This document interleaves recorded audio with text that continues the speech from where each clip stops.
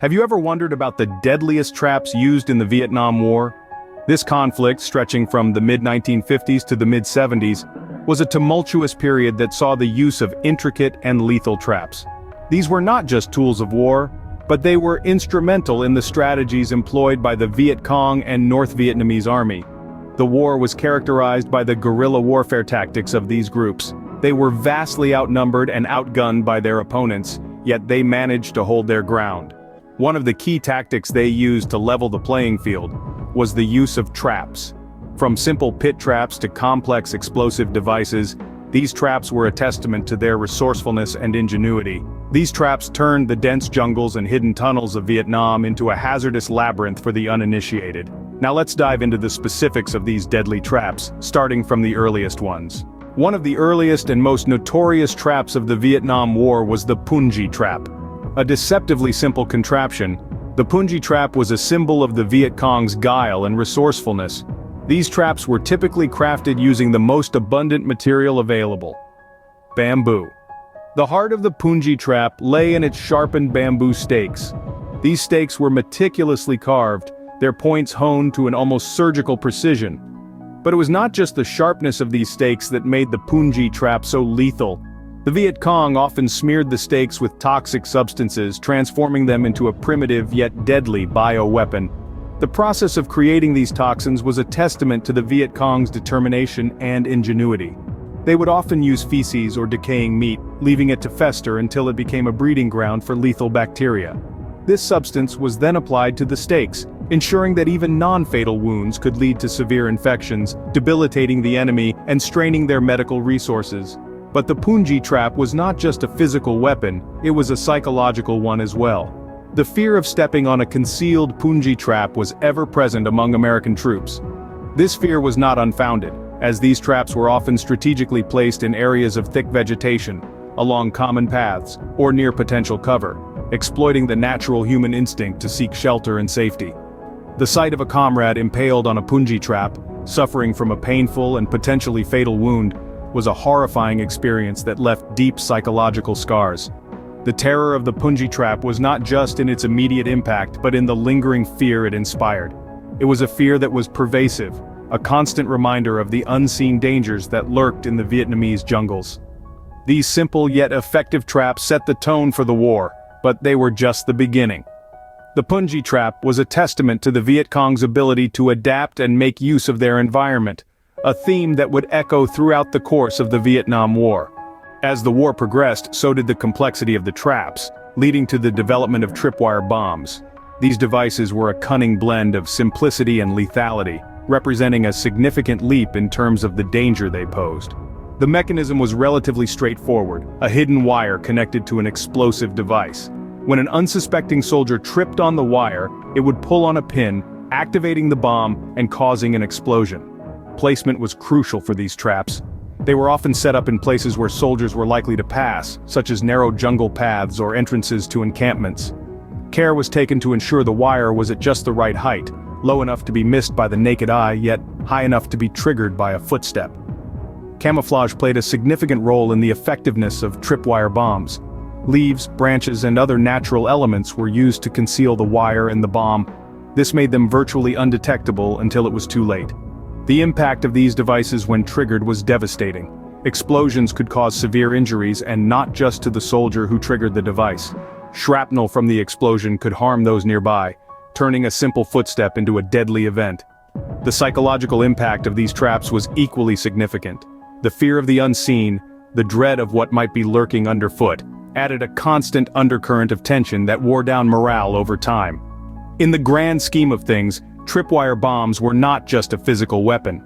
They were a tool of psychological warfare, intended to keep soldiers on edge and create an atmosphere of fear and uncertainty. Tripwire bombs were a significant step up in terms of complexity and lethality, but the deadliest was yet to come.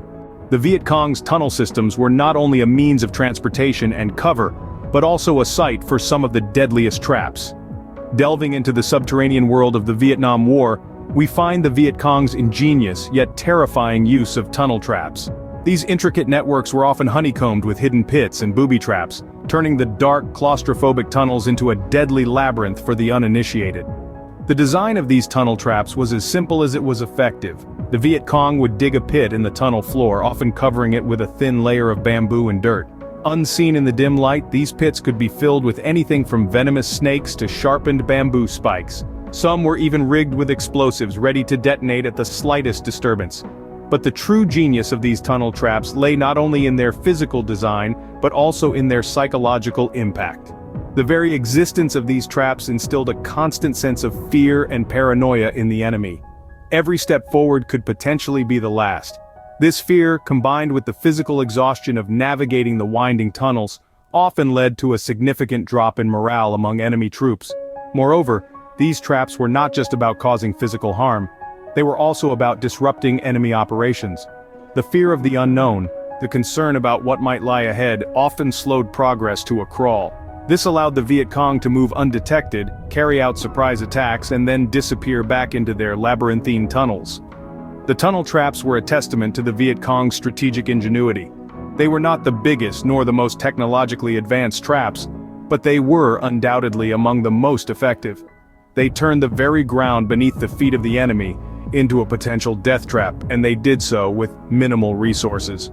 These tunnel traps represented the peak of trap warfare during the Vietnam War, marking a turning point in the conflict. The Vietnam War was a conflict marked by the use of innovative and deadly traps.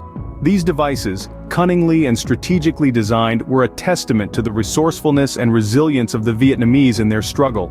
They were a potent symbol of a war that was as much psychological as it was physical. We've taken a journey through some of the deadliest traps encountered during the Vietnam War.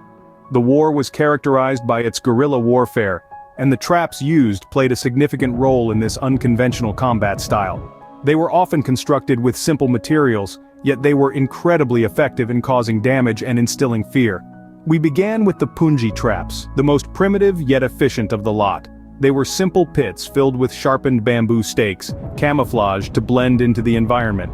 The stakes were often smeared with poison or feces to cause infection, making them even more deadly. The simplicity and effectiveness of the Puni traps set the tone for the war, demonstrating the Vietnamese's ability to use their environment to their advantage. Then, we explored the terror of tripwire bombs. These were explosives attached to thin, barely visible wires stretched across paths or inside buildings. The slightest touch would trigger a devastating explosion. The randomness and unpredictability of these traps added a new layer of fear and anxiety to the war. Soldiers had to be constantly vigilant, knowing that a single misstep could cost them their lives. Finally, we delved into the complex tunnel systems, a marvel of engineering under the most challenging conditions. These were not just traps but entire underground cities, complete with living quarters, hospitals, and storage rooms. They were used for ambushes as escape routes, and as shelter from airstrikes. The tunnels were booby-trapped with explosives and crawling with venomous creatures, transforming them into lethal labyrinths. The physical damage caused by these traps was immense, but their psychological impact was even more profound. The constant threat of hidden dangers lurking around every corner, under every leaf, created a climate of perpetual fear and paranoia. This psychological warfare was just as crippling, if not more so, than the physical injuries inflicted. These traps, in their various forms, were a grim reminder of the harsh realities of war. They demonstrated the lengths to which humans will go in their quest for survival and victory. The traps of the Vietnam War were not just physical obstacles. They were symbols of a brutal and grueling conflict that tested the limits of human endurance and resilience. The deadly traps of the Vietnam War served not only as a physical threat, but also a psychological one, forever changing the face of warfare. Their legacy continues to resonate, reminding us of the depth of human ingenuity and the devastating costs of conflict.